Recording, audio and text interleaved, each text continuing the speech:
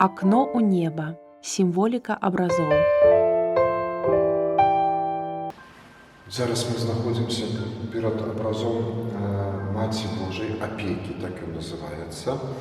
Канечне, у рыма-каталіка, які стаіць перад гэтым абразом, ён з Полацку і, хутчэй за ўсё, уніяцкага паходжання, але ўзнікае ў памяці малітва тваёй абароне. Аддаемся. І тое, што мы бачым, што ж адбываецца, калі мы звяртаемся да Свяцейшай Панны Марыі ў гэтай малітве. Адбываецца тое, што Марыя як бы ахінае тых людзей, якія звяртаюцца да яе са сваімі просьбамі, з просьбай апекі, абароны, ахінае сваім плашчом.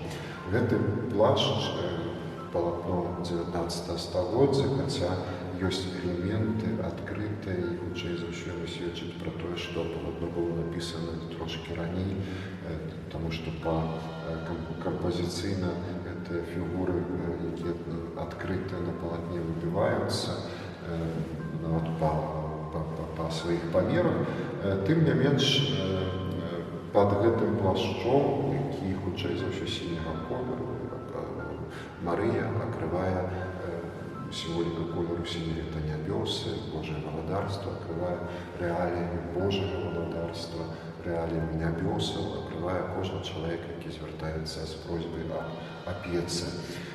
Марыя на гэтым абразе, яна каранаваная, яна знаходзіцца з каронай.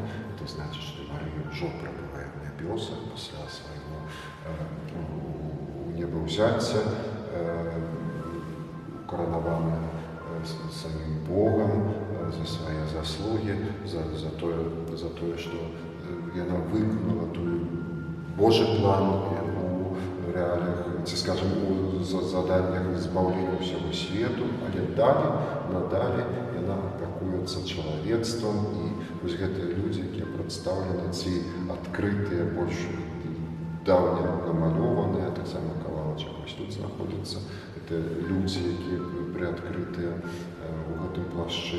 Таксама, магчыма, святы Казімір, які просіць апекі у Свяцейшай Панны Марыі, якая ўжо ў нябёсах.